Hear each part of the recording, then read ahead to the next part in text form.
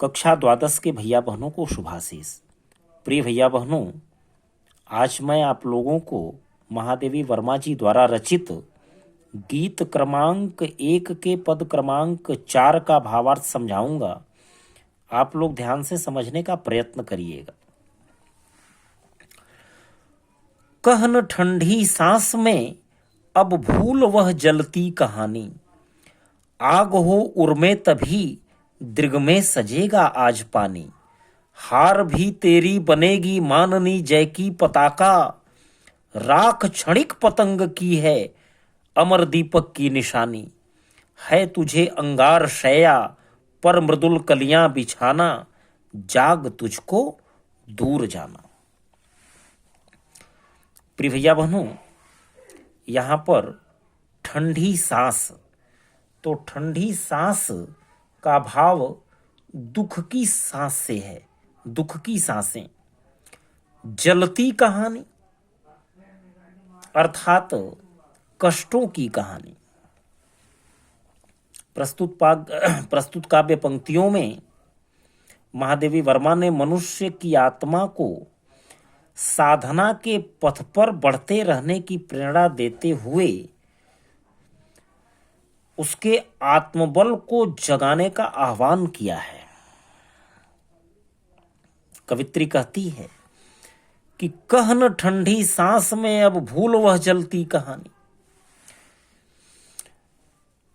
साधक जब अपने उद्देश्य की साधना में लगता है तो उसके सामने अकर्मण्यता और आलस्य उसके शत्रु बनकर खड़े हो जाते हैं। इनसे छुटकारा प्राप्त करके साधक को साधना पथ पर निरंतर आगे बढ़ते रहना चाहिए। वे कहती हैं कि जीवन में दुख भी आता है तथा परिस्थितियों का दारुण आक्रमण भी होता है, परंतु मनुष्य को उन्हें भुलाकर अपने लक्ष्य को प्राप्त करने की साधना में निरंतर लगे रहना चाहिए। कहन ठंडी सांस में अब भूल वह जलती कहानी। उन कष्टों को ठंडी सांस लेते हुए दोहराने से कोई लाभ नहीं है। आग हो उर्मे तभी दृग में सजेगा आज पानी। जब तक हृदय में आग नहीं होगी तब तक मनुष्य की आंखों से टपकते हुए आंसुओं का भी कुछ मूल्य नहीं होगा।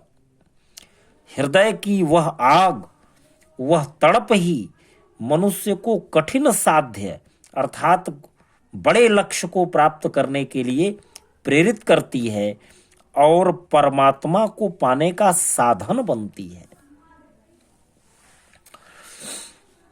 हार भी तेरी बनेगी माननी जय की पताका, राख क्षणिक पतंग की है अमर दीपक की निशानी।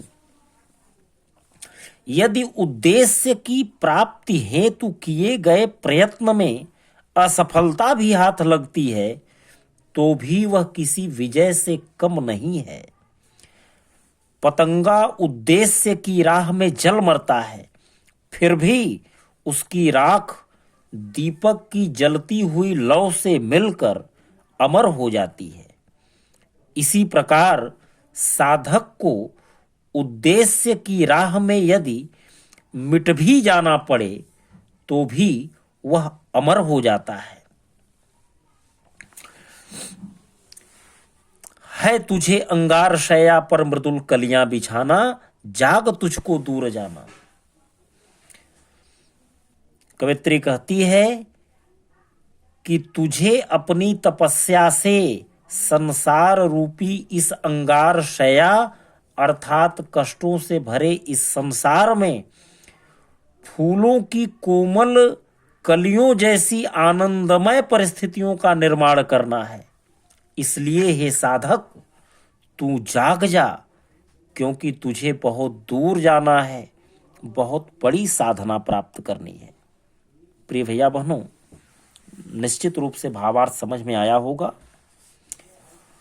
काव्यगत सौंदर्य, भाषा शुद्ध साहित्यिक खड़ी बोली, रस शांत, गुण माधुर्य, छंद मुक्तक, अलंकार अनुप्रास रूपक एवं मानवीकरण, शब्द शक्ति लक्षणा, शैली गीतात्मक एवं प्रतीकात्मक।